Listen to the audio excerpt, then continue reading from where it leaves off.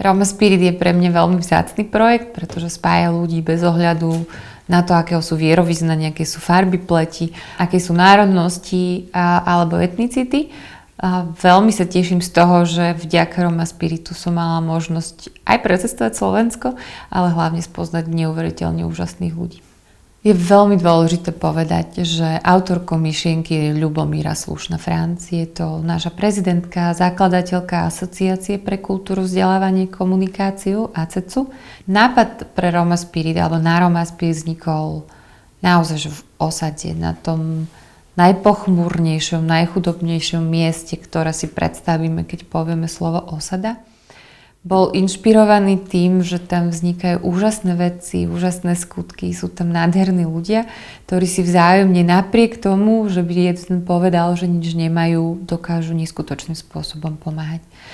Takže tie inšpirácie sme naozaj našli v teréne a chceli sme, aby všetci vedeli o tom, že veci sa dejú, že veci majú význam, že vieme hľadať a nachádzať hlavne riešenia aj tých najkomplikovanejších víziev.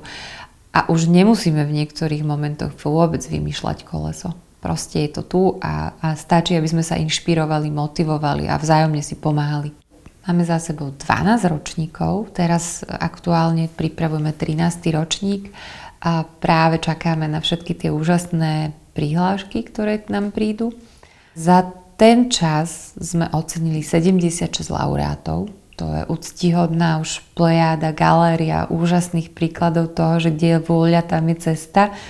A že teda tie úspešné príklady praxe nie sú ojedinelé. Získali sme necelých 2000 nominácií za ten čas, čo je famózne, že ľudia si našli priestor a čas na to, aby si sadli a dali nám vedieť o ľuďoch, o organizáciách, o médiách, prípadne zamestnávateľoch a vo všeobecnosti nám dali vedieť o tom, čo sa deje v ich okolí. Veľmi si to vážime, veľmi si to ceníme a každoročne nás to naplňa takou úžasnou energiou, ktorá nás poháňa ísť ďalej. Roma Spirit je naozaj výnimočný v tom, že spája všetky tri tie nožičky spoločnosti. To znamená, že súkromnú sféru, verejnú sféru aj mimovládnu. Veľmi sa z toho tešíme, lebo pokiaľ budeme spolupracovať, tak máme väčšiu šancu na úspech.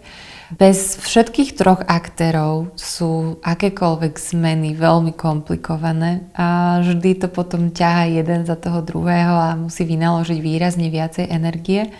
Samozrejme, je nám veľkou cťou, že roky máme záštitu prezidenta Slovenskej republiky, teda toho času posledne prezidentky Slovenskej republiky. Veľmi nás teší, že posledné 2 roky prevzala záštitu aj verejná ochrankyňa práv, práve Mária Patakijová, ktorá naozaj zároveň ukázala, že ten úrad je veľmi dôležitý a potrebujeme ho na Slovensku. Veľmi nás teší, že vlastne nám partneri neodchádzajú, nám partneri prichádzajú, že ľudia majú záujem byť súčasťou Roma Spirit, že nám každoročne prichádzajú nové nominácie, nové námety, nové prihlášky, nová inšpirácia. A práve to svedčí o tom, že Roma Spirit si našiel svoje miesto v spoločnosti a že si našiel svojich podporovateľov a priateľov. To ale neznamená, že ešte stále nemáme pred sebou cestu a nemôže nás byť viac a aby tá bublina celá rástla. Inšpirácie nachádzame každý deň a potom sa musíme držať našich schopností a možností a zdrojov, ktoré máme, či už ľudských alebo finančných. Tie posledné 2 roky to bola zmena sama. A tá zmena samozrejme priniesla nové nápady, nové inšpirácie. Roma Spirit sa preniesol oveľa viac do tej televíznej tvorby. Je to oveľa viac televízno-dokumentárny formát. Toho roku budeme ešte viac televízno-dokumentárny. Takže trošku odchádzame od toho gala večera. Ale na druhú stranu nás strašne teší, že to prináša samozrejme nové výzvy, kde a kedy sa môžeme potom stretnúť, keď sa nestretneme na gala večeri. A možno práve preto sme to vyskúšali práve tu v Kežmarku, že či ľudia naozaj len chcú byť v televízii alebo sa chcú stretnúť a spolu rozprávať a zabávať. a toho času vyzerá, že sa chcú stretnúť, rozprávať a zabávať. Kežmarok. Veľa dôvodov. Jeden taký veľmi pragmatický, že tu máme laureáta ešte toho času Gypsy Spirit z roku 2013 a súkromná odborná spojená škola z Kežmarku. Dúfam, že som to povedala dobre. Na čele ktorej je Aneta Jurkovianová.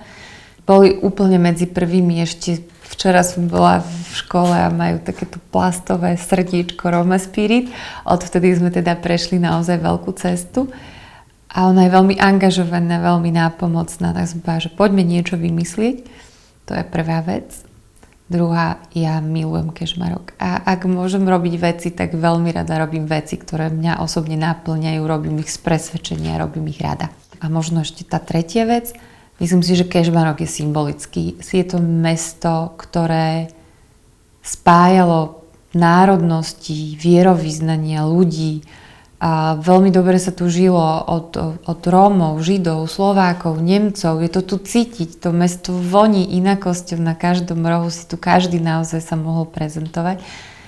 A bola by som veľmi rada, keby také mestá boli na Slovensku všetky, ako bol kedysi Kežmarok. Ja som vždy verila, že raz Roma Spirit nebude potrebný a že Roma Spirit sa pretransformuje do nejakej oslavy nás všetkých.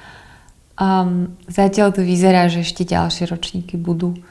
A že budú nakoniec tou oslavou a to tým podujatím, kde sa môžeme vzájomne spoznávať, kde sa môžeme vzájomne rozprávať, kde môžeme hovoriť o témach, ktoré nás spájajú, ale aj o témach, ktoré nás rozdeľujú a hľadať spoločnú reč. Ja by som si naozaj želala, aby sme každého prijali taký, aký je. Aby sme nikoho nehádzali a neškatulkovali na Rómov a nerómov a bielých a ružových a zelených.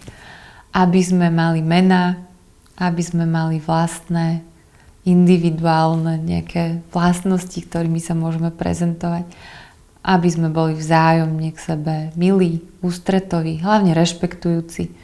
Aby sme vedeli, kde končia moje práva, že začínajú toho druhého a boli k tej mierke, aby sme im dovolili mať ten istý priestor, ako keby pre seba, ktorý si vyžadujeme my. A aby sme sa tak nejak naučili jeden druhého počúvať, napriek tomu, že si možno nerozumieme. Ja a Rómovia. Ja mám veľmi rada farebný svet. Mňa veľmi baví možnosť, aby som sa jeden deň zobudila veselá, druhý deň smutná, jeden deň išla v roztrhaných rifloch a druhý deň vo večerných šatách.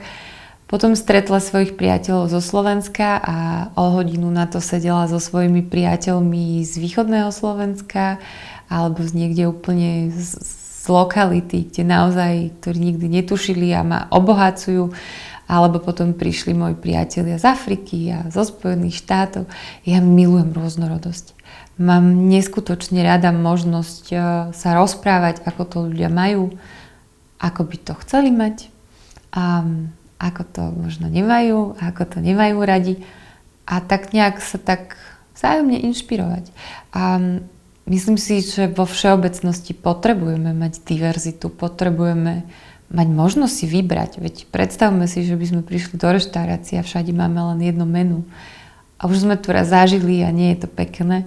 A to isté medzi ľuďmi. To, odkiaľ pochádzame, každý to máme inak. Ani Rómovia predsa nie sú ucelený celok, sú to ľudia s vlastnými hobby, s vlastným jazykovým zázemím, kultúrou, rodičmi, deťmi, starými rodičmi, priateľmi. Sú iní zo Slovenska, sú iní z iných štátov Európy a sú dobrí a sú niekedy ľudia, ktorí vám neúplne pomôžu, ale sú to ľudia.